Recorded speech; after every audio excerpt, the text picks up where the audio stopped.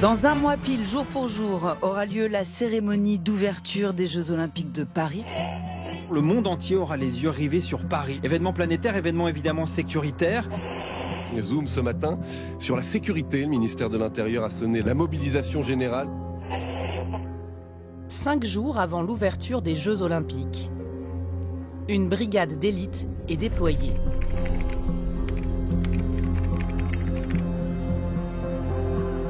À 2 pas du Louvre, dans un immeuble parisien, des officiers de la brigade de recherche et d'intervention vont arrêter un homme. Ils le soupçonnent de vouloir déstabiliser les Jeux Olympiques. Son nom, Kirill Vladimirovitch Gryaznov. Il a 40 ans. Ce serait un espion russe. Et son profil détonne, car l'agent secret est tout sauf secret. Enfin, après 2 ans, je suis de retour dans ma ville préférée, Paris. Regardez comme c'est beau ici. Le temps s'est levé, tout est parfait. Parfait, comme cette image d'influenceur Instagram qu'il s'est forgée. À coups de courtes vidéos, il étale fièrement sa vie privée sur les réseaux sociaux. Vie de couple, vacances, fêtes, tout y passe, y compris son amour du terroir français. Aujourd'hui, on est au marché de Raspail. Ici, les meilleurs produits sont apportés par des fermiers venus de toute la France. Voilà le côté pile de Gryaznov. Une image publique lisse, séduisante, suivie par plus de 10 000 personnes sur les réseaux sociaux. Mais côté face, il réaliserait des missions pour les services secrets russes. L'interception d'un appel avec son agent traitant va permettre aux autorités de confirmer avec certitude ses liens avec le renseignement russe. Nous pensons très fortement qu'il allait organiser des opérations de déstabilisation, d'ingérence, d'espionnage.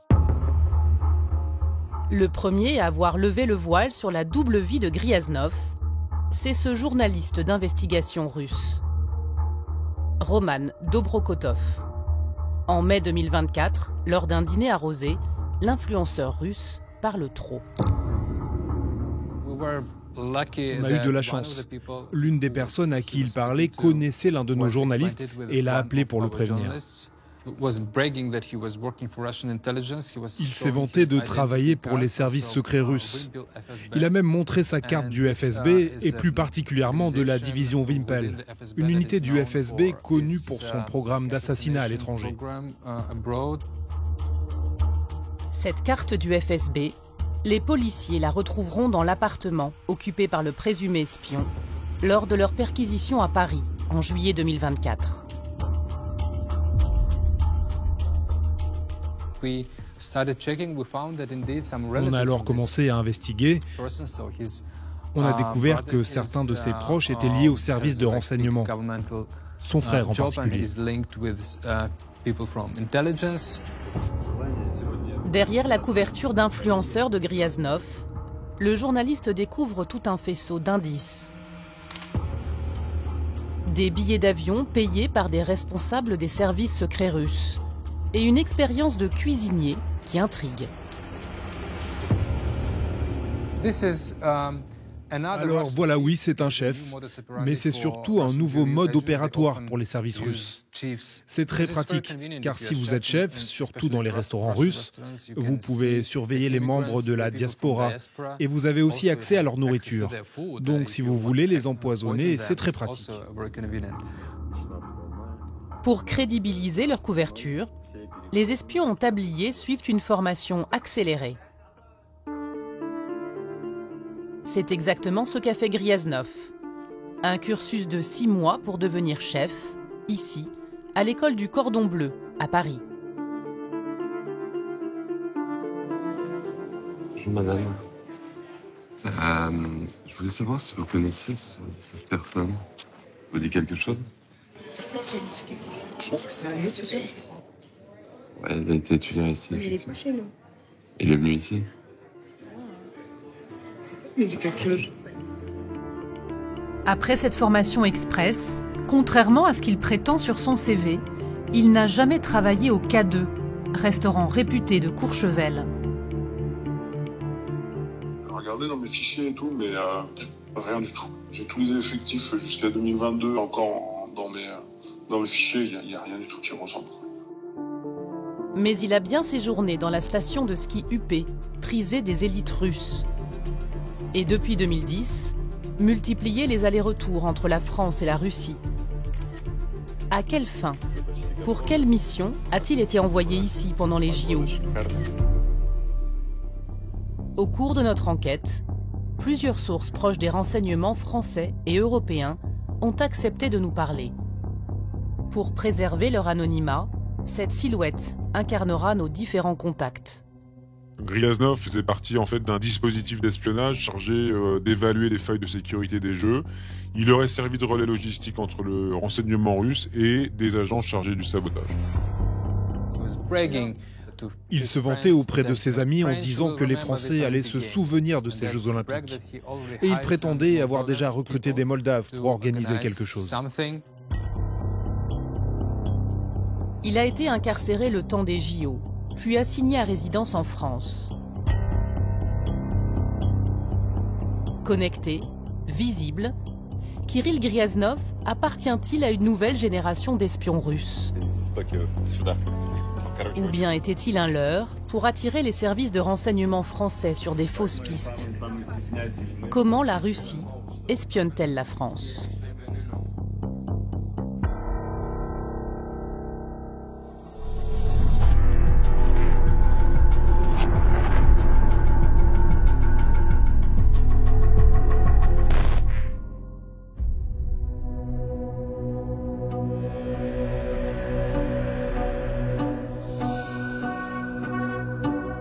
Pour comprendre comment fonctionnent les services de renseignement russes en France, il faut d'abord se hisser sur les toits de Paris.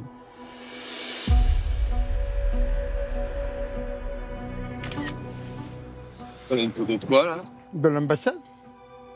L'ambassade de Russie à Paris. 108 mètres de long, 74 de large. Un bâtiment massif, niché à côté du bois de Boulogne. C'est un lieu que vous connaissez bien? Bah oui, c'est là que j'avais commencé ma carrière diplomatique. J'ai passé 10 ans, ça évoque quand même pas mal de souvenirs. Avant de démissionner, Alexandre Melnik était le conseiller spécial des ambassadeurs russes en poste à Paris au début des années 90. Officiellement, l'ambassade est un espace diplomatique. Officieusement, un poste avancé du renseignement russe. Il y avait à peu près 80 personnes qui étaient dotées, qui possédaient le passeport diplomatique. Parmi ces 80 personnes, il y avait à peu près la moitié, c'était ce qu'on appelle les espions, c'était des agents. Un monde secret qu'Alexandre Melnik a vu de l'intérieur.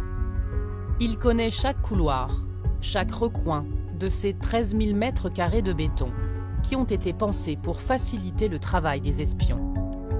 Il y a 5e étage, il y a après 6e et après le 7e étage. Ici, on voit justement ces 3 étages. 5e étage était toujours réservé aux diplomates, c'est là que j'avais mon bureau. Et le 7e étage qu'on voit ici, c'était le bureau de télégramme codé. Mais l'étage le plus sensible, c'était le 6e, avec ses fenêtres complètement occultées. Le 6e étage était exclusivement réservé à ceux qui travaillaient pour le KGB. Ils avaient leur propre clé pour monter dans l'ascenseur qui ne s'arrêtait pas entre rez-de-chaussée et 6e étage, qui allait directement dans leur bureau. Des dizaines de bureaux, d'après ces plans d'architectes que nous nous sommes procurés. Un bâtiment pensé pour voir, sans être vu. La plupart des bureaux, c'était des bureaux sans fenêtres. On ne pouvait pas ouvrir justement les fenêtres. On ne pouvait pas s'ouvrir sur le monde. L'ouverture sur le monde extérieur, elle se fait en revanche aujourd'hui depuis ces puissantes antennes érigées sur les toits de l'ambassade. Près d'une dizaine à Paris, plus de 200 repérés en Europe.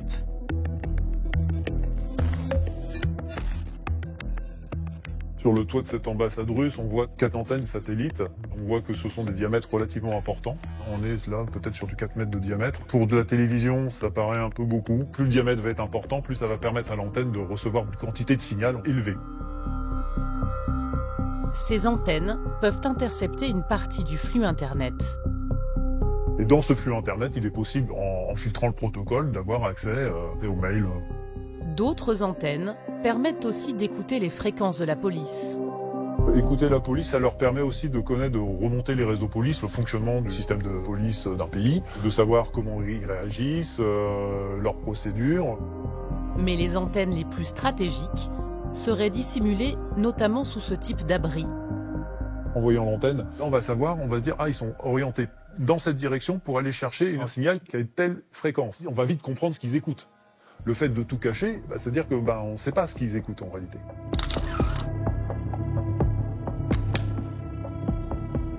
Derrière cette guerre des ondes, menée grâce à des outils technologiques, les services russes ont surtout renforcé leur présence humaine ces dernières années. Début 2022, le contre-espionnage français avait repéré près de 80 espions. Mais tous ne travaillent pas à l'ambassade, boulevard Lannes. Dans la capitale, les services russes disposent de plusieurs autres emprises discrètes. Rue de la Faisanderie, la représentation commerciale. Rue de Longchamp, le QG des services militaires russes en France.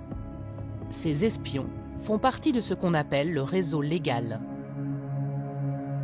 Alors le réseau légal, c'est quoi? C'est tout simplement un réseau dont les membres, les officiers de renseignement, sont rattachés à une ambassade. Et ces gens-là, qui peuvent avoir diverses fonctions, hein. Ça peut être le premier secrétaire, ils peuvent être à la mission commerciale, ils peuvent être attaché culturel, ils peuvent être même chauffeurs.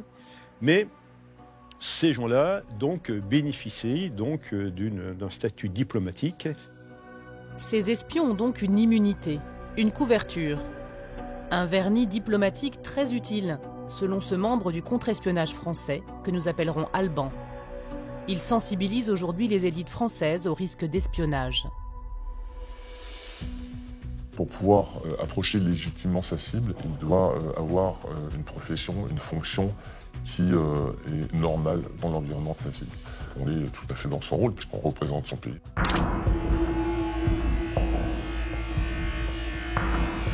Comme Mikhail Makarov, officiellement le représentant commercial de la Russie en France. Un statut qui lui permet de rencontrer des dirigeants du CAC 40 et leurs collaborateurs. Le ministre conseiller, Mikhail Makarov, a la joie de vous convier au siège de la mission commerciale russe à Paris. En réalité, Makarov serait un espion. Ces rencontres seraient pour lui autant d'opportunités pour identifier des cibles et recueillir des données confidentielles sur des entreprises stratégiques. Bonjour, je serais ravi de faire votre connaissance en personne. Je n'ai pas encore eu l'occasion de rencontrer l'équipe de gestion. C'est une couverture qu'elle protège, puisque si jamais vous vous faites prendre, vous avez l'immunité, et le pire que vous craignez, c'est d'être déclaré persona non grata. C'est-à-dire indésirable, à expulser. C'est ce qui va arriver à Makarov et 40 autres espions russes. Le 4 avril 2022, juste après l'invasion de l'Ukraine, le Quai d'Orsay annonce leur expulsion. Un Ilyushin est spécialement affrété par Moscou. Expulsion de personnel russe. Leurs activités sont contraires à nos intérêts de sécurité. Une action concertée avec les autres pays de l'OTAN. En quelques semaines, 750 espions russes sont débarqués. Du jamais vu depuis la guerre froide. L'Occident croyait ces méthodes révolues, mais ce n'est qu'une entrée en matière. Les espions légaux ne sont que la partie visible de l'appareil d'espionnage russe.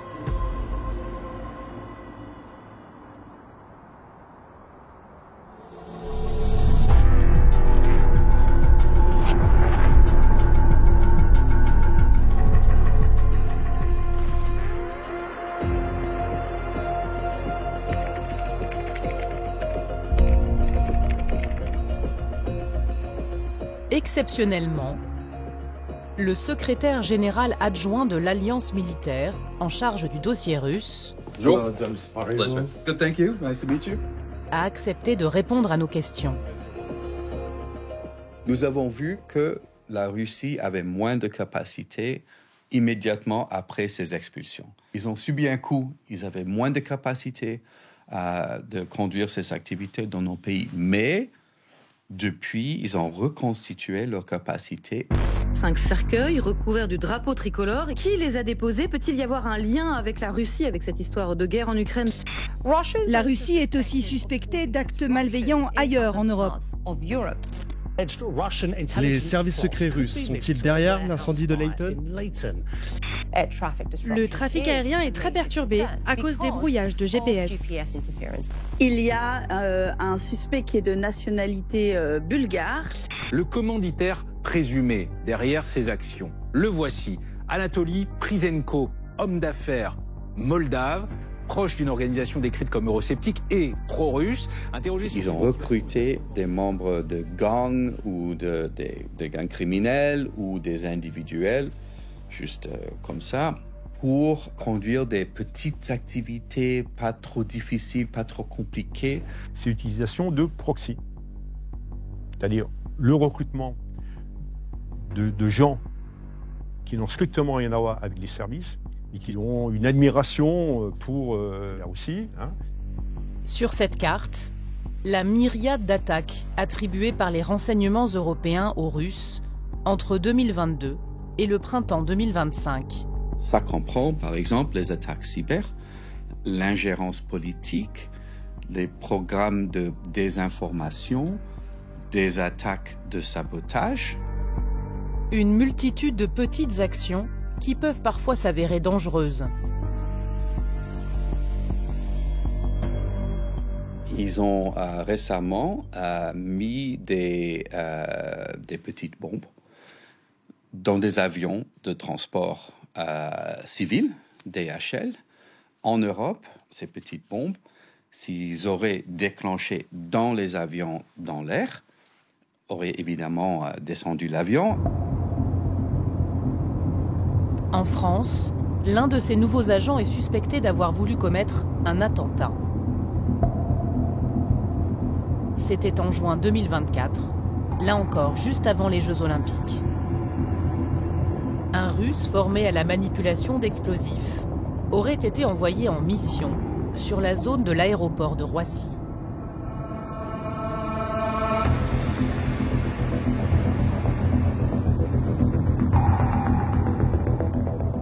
C'est clairement l'action la plus grave menée par les services de renseignement russes depuis le début de la guerre en Ukraine. Que s'est-il passé ?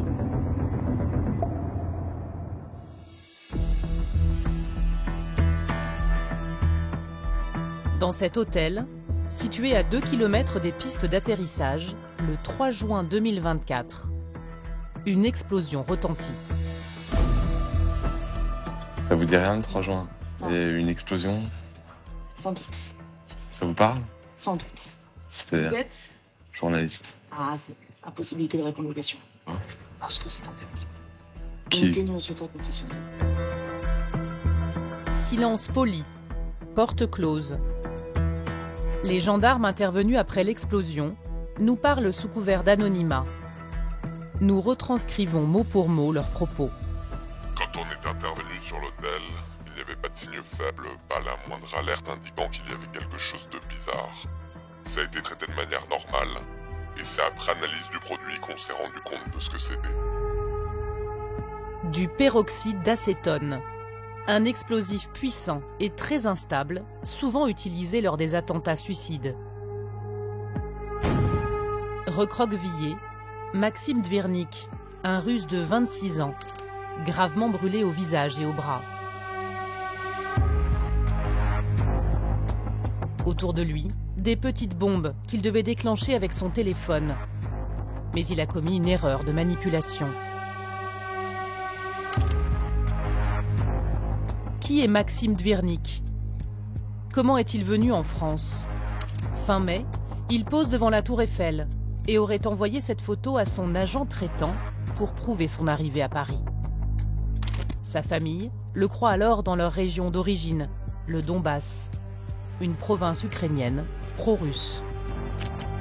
Sa mère a accepté de nous parler.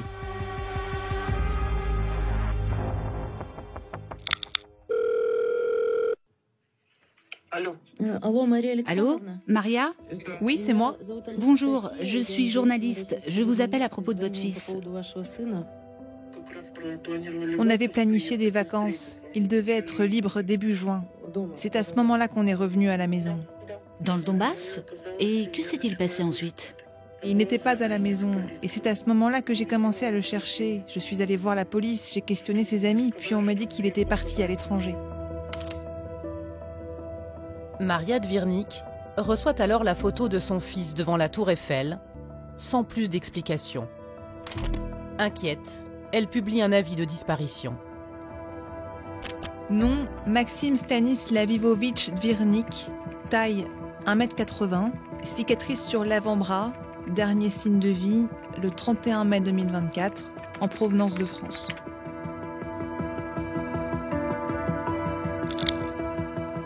Avant sa disparition, Maxime Dvirnik travaillait dans cette mine, au nord de la Russie. Ingénieur de formation, il arpentait chaque jour les galeries pour y détecter d'éventuelles anomalies. Un travail payé un peu plus de 1 000 € par mois. Maxime voulait gagner plus.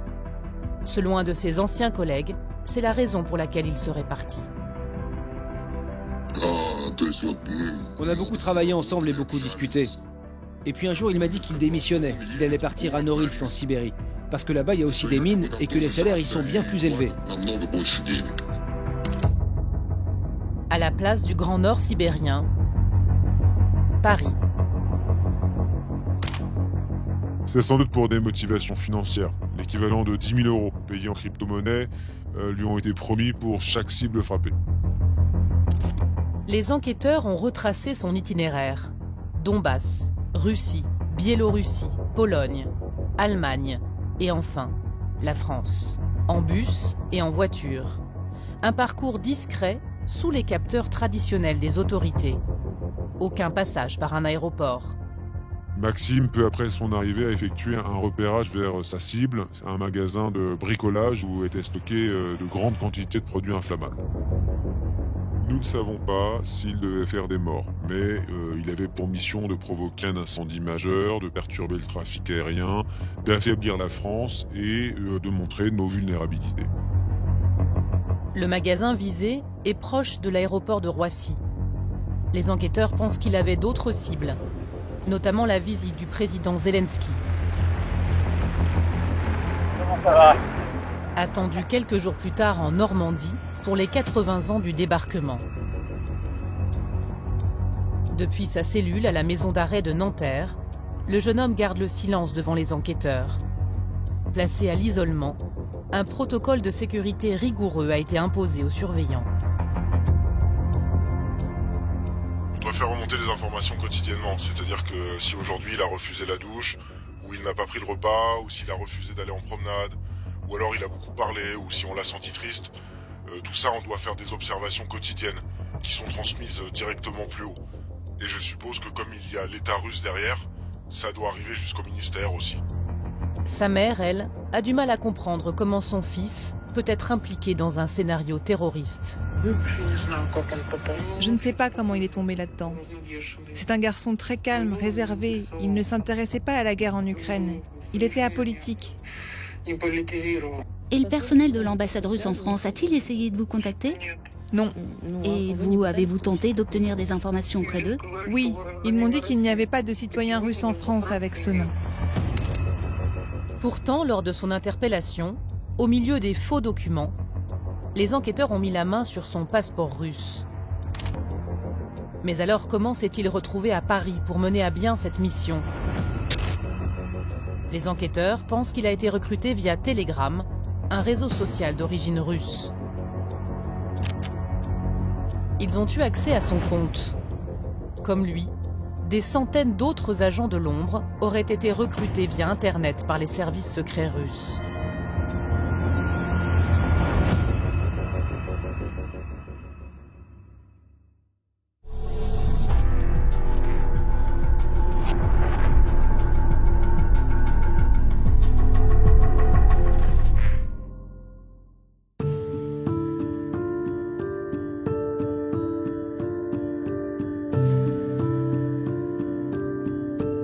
Je m'appelle Martha.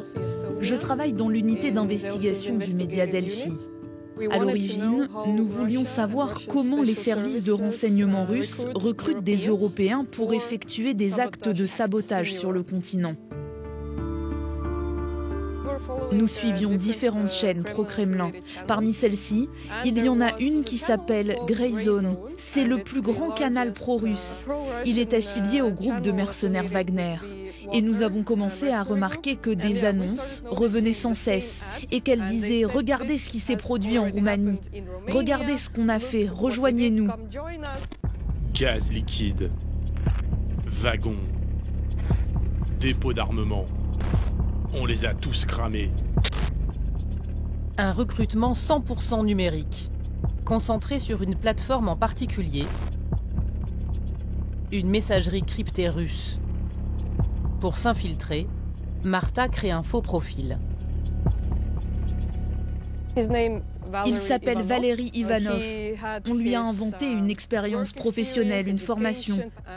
Nous lui avons aussi créé une présence sur les réseaux sociaux. Valery Ivanov a 26 ans. Il était désespéré, il avait besoin d'argent au point d'être prêt à presque tout pour en obtenir. Voilà, ça c'est donc le profil qu'on a créé pour s'infiltrer. Après l'envoi d'une copie du passeport de Valery, le recruteur l'interroge sur son expérience militaire.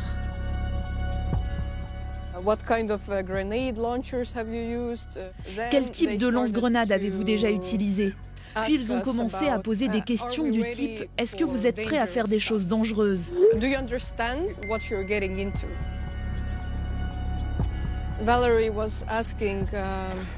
Valérie demande alors « Qu'est-ce que je dois faire et combien payez-vous ?» Et lui ont répondu « $10,000 par mission. » Ils nous ont donné, ou plutôt ils ont donné à Valérie 3 options. La première consistait à espionner des sites militaires. La deuxième, incendier des véhicules de l'OTAN et du matériel militaire. Et la troisième, tuer quelqu'un, commettre un assassinat.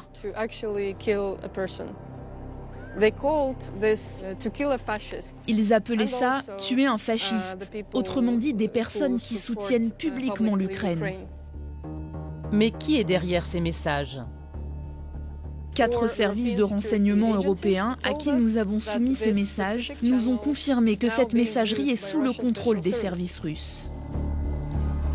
Pourquoi Telegram est-il devenu l'outil de prédilection des services russes pour recruter ? C'est parce qu'on mitraille large. Donc on recrute beaucoup de gens. On peut recruter n'importe qui. C'est une stratégie de l'essaim. Davantage que la stratégie de tête de pont. Alors il faut s'imaginer un essaim de mouches et s'imaginer que le Kremlin cherche aujourd'hui à faire rentrer énormément de mouches dans la pièce afin qu'on soit déboussolé, au lieu de faire rentrer un agent ultra performant qui sait faire plein de choses. Si cet agent-là il est repéré, c'est une catastrophe, l'opération est avortée. Aujourd'hui on a cet essaim d'agents dormants, des agents jetables qu'on peut mandater sur des missions très particulières, des petites missions de petite intensité, petit à petit de plus haute intensité, mais partout. Un défi pour les services de contre-espionnage européens. Si les services se jetaient sur chaque agent dormant, justement c'est là où la stratégie de l'essaim pourrait porter ses fruits, puisqu'on aurait des services complètement submergés. D'autant que les services russes peuvent aussi s'appuyer sur tout un réseau d'espions implantés de longue date dans un pays, les agents dormants.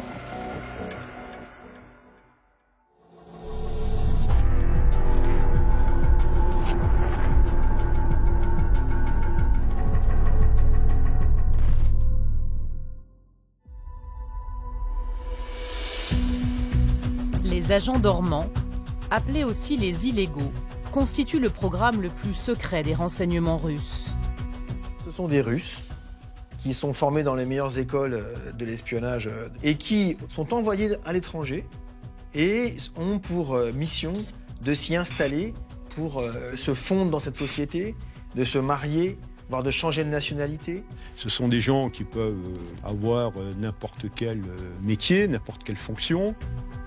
Des métiers qui leur servent de couverture pour infiltrer la population locale. Leur terrain de jeu, les grandes villes stratégiques en Occident, comme Bruxelles.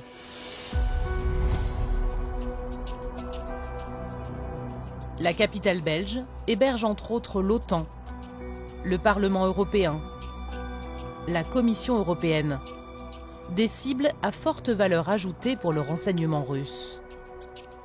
Les cibles de haute valeur ajoutée, c'est des gens qui ont accès à des locaux ultra sécurisés dans lesquels sont stockés des renseignements ou des données très importantes.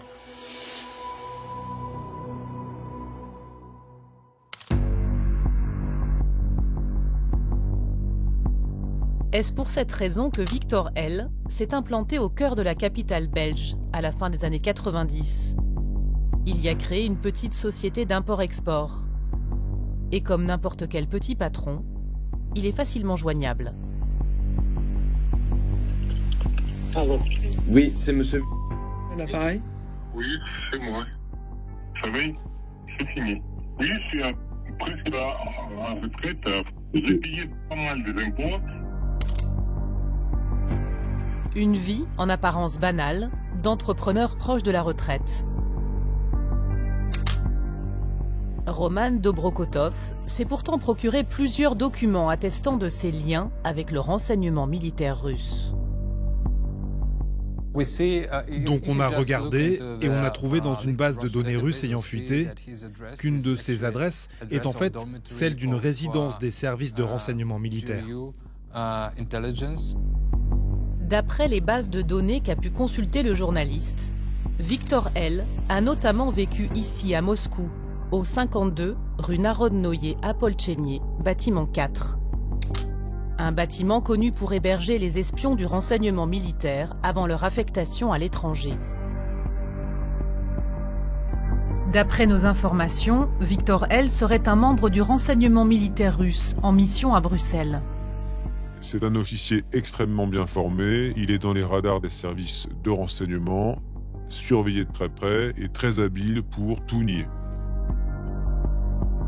Quelle peut être sa mission sur le territoire belge ? Pour tenter d'en savoir plus, nous lui proposons une rencontre. Contre toute attente, il accepte.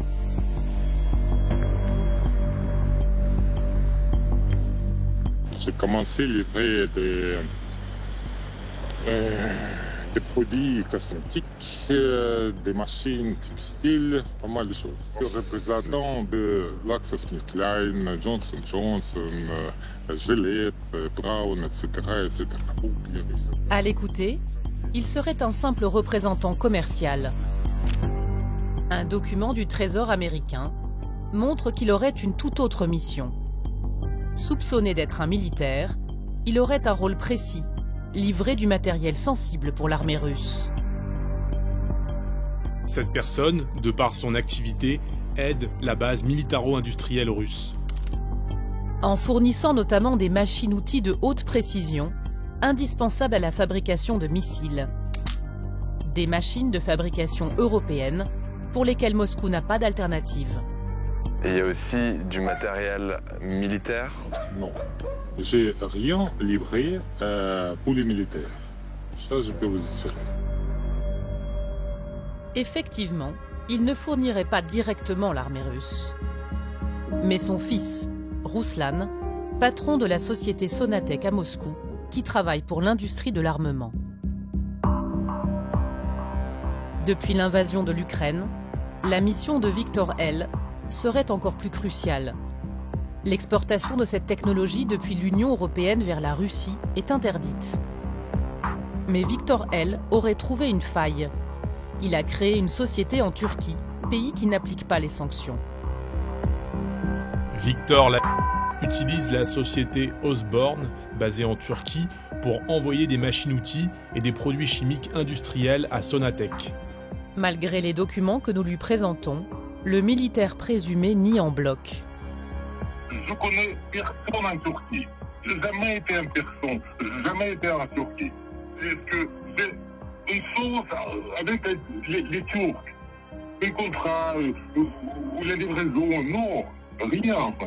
Je n'ai rien livré là-bas. Depuis notre tournage, son domicile a été perquisitionné. Victor L. est actuellement incarcéré en attente de son jugement. Les espions, qui pendant des décennies œuvrent pour l'État, sont dans la Russie poutinienne, traités en héros. Quand il s'avère qu'il y en a un qui est démasqué, renvoyé en Russie, à la faveur d'échanges, Vladimir Poutine, il vient lui-même en bas de l'avion. Un couple d'espions décents. Arrêtés, puis échangés, ces illégaux se faisaient passer pour des Argentins. Ils n'ont jamais rien dit à leurs enfants de leur vrai métier. Ils ne leur ont même jamais parlé russe, au point que Poutine s'adresse à eux en espagnol.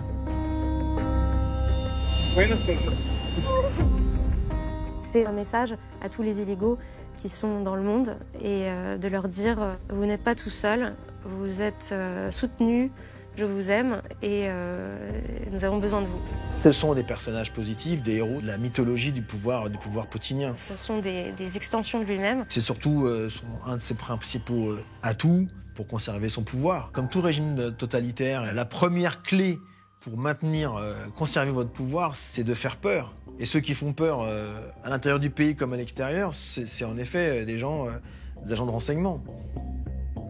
C'est aussi un message au monde en disant « Voilà notre action clandestine, on vous la montre, on vous en montre une petite partie, craignez-nous ». Comment la France, qui est une de ses cibles prioritaires, se protège-t-elle ?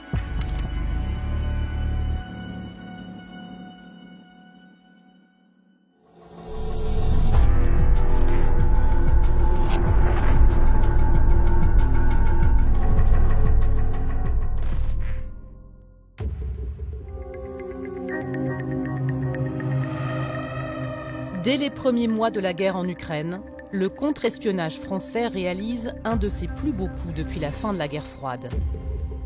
Une arrestation en flagrant délit grâce à la découverte d'un traître français. À l'origine, en fait, les services français arrivent à découvrir que ce Français trahit, livre des informations, en tire une rémunération. Il livrait des informations sur des dossiers un peu sensibles, sur des décisions politiques.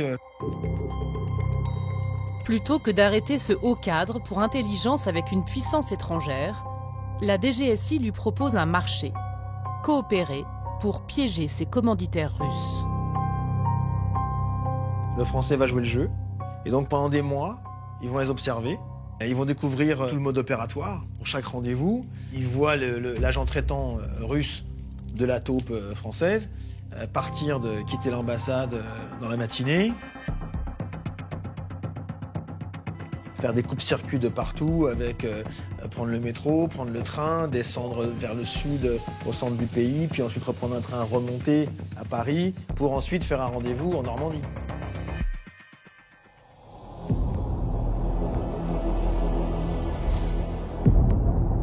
Lors de l'un de ces rendez-vous, le contre-espionnage passe à l'action et infiltre ses espions dans ce décor bucolique.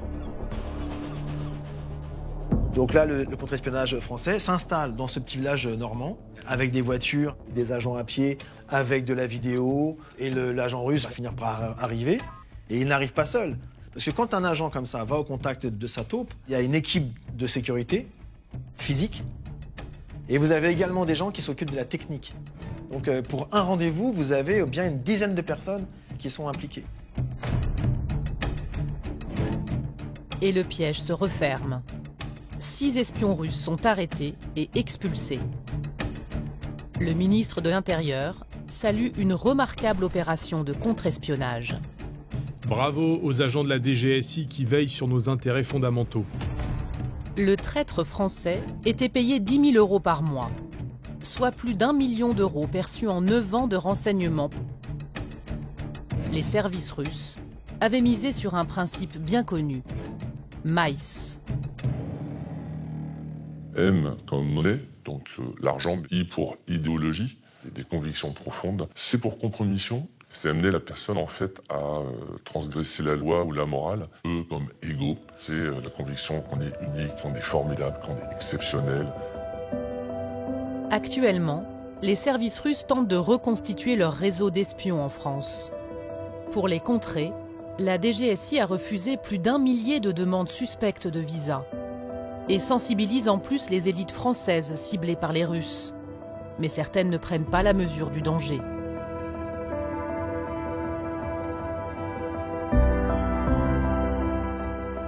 Et ils nous disent parfois, moi l'espion, si je le vois, je le laisse jouer un tout petit peu et après je le plie en 4 et j'envoie balader. Ça se passe pas comme ça parce que la personne en face, elle n'est pas toute seule. Elle a derrière elle des analystes, elle a derrière elle des psychologues opérationnels. Il y a eu des équipes de surveillance qui ont pu déterminer ses habitudes. On ne mesure jamais en fait l'emploi des moyens qui peuvent être déployés vis-à-vis d'une cible. Avec leurs actes de déstabilisation et leurs cyberattaques d'ampleur, les agents russes constituent aujourd'hui la menace la plus agressive en matière de renseignement étranger en France.